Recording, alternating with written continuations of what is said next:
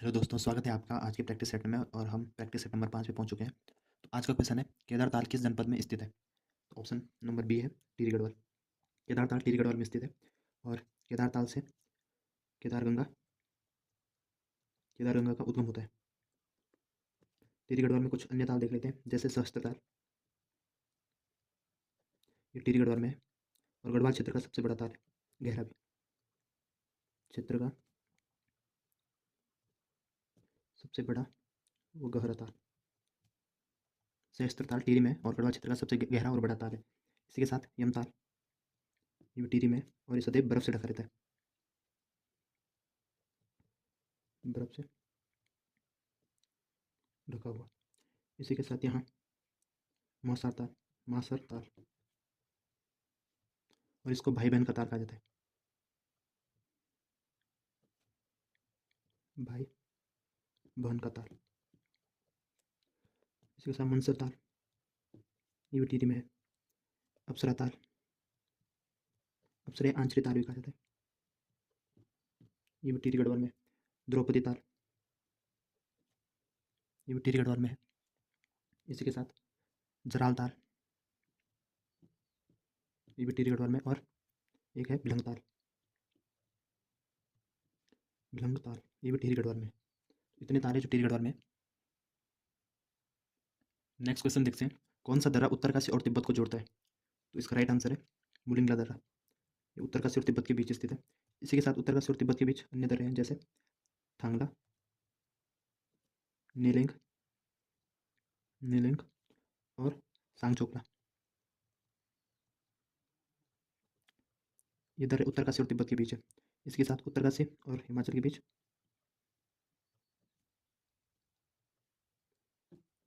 उत्तरकाशी और हिमाचल के बीच पूछा जाता है श्रीकंठ दर्रा, श्रृंगकंठ दर्रा। और उत्तरकाशी और चमोली के बीच, तो उत्तरकाशी और चमोली के बीच कालिंदी दर्रा है, कालिंदी दर्रा। लिपुलेख दर्रा तिब्बत और उत्तरकाशी के बीच है, तिब्बत और पिथौरागढ़ के बीच है। नीति दर्रा तिब्बत और चमोली के बीच है। और नवीधुरा दर्रा, ये भी तिब्बत और पिथौरागढ़ के बीच में। नेक्स्ट क्वेश्चन है, प्रसिद्ध मंदिर हाट कालिका कहाँ स्थित है? तो इसका राइट आंसर हो जाएगा ऑप्शन नंबर सी, गंगोली हाट में। और गंगोली हाट कहाँ है? पिथौरागढ़ में, पिथौरागढ़ में। पिथौरागढ़ के कुछ अन्य मंदिर देख लेते हैं। पाताल भुवनेश्वरी गुफा,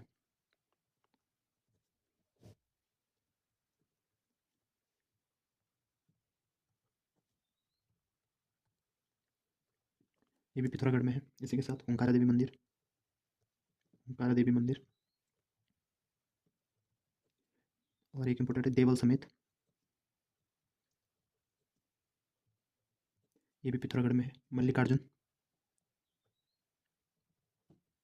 मल्लिकार्जुन, ये भी पिथौरागढ़ में है।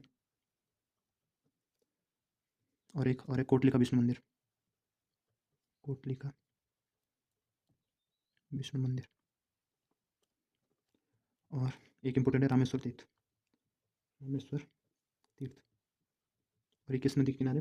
पश्चिमी रामगंगा प्लस सरयू नदी, ये भी पिथौरागढ़ में है। इसी के साथ मड का सूर्य मंदिर इंपॉर्टेंट है, मड सूर्य मंदिर, ये भी पिथौरागढ़ में है। अन्यारी देवी का मंदिर इंपॉर्टेंट है, अन्यारी देवी। और एक है उल्का देवी, अन्यारी देवी, उल्का देवी, बेरीनाग मंदिर। यहाँ से क्वेश्चन बनते हैं, बेरीनाग मंदिर। और एक पिथौरागढ़ में मोष्टामानु मंदिर इंपॉर्टेंट है, मोष्टामानु। और पिथौरागढ़ में कामाख्या देवी मंदिर, कामाख्या देवी मंदिर। तो ये कुछ इंपॉर्टेंट मंदिर है पिथौरागढ़ के। हाटकालिका गंगोली हाट में स्थित है। क्वेश्चन नंबर 4 है, उत्तराखंड की भोटिया जनजाति किस मानव प्रजाति से संबंधित है? तो इसका राइट आंसर है ऑप्शन नंबर सी, मंगोलाइड प्रजाति से।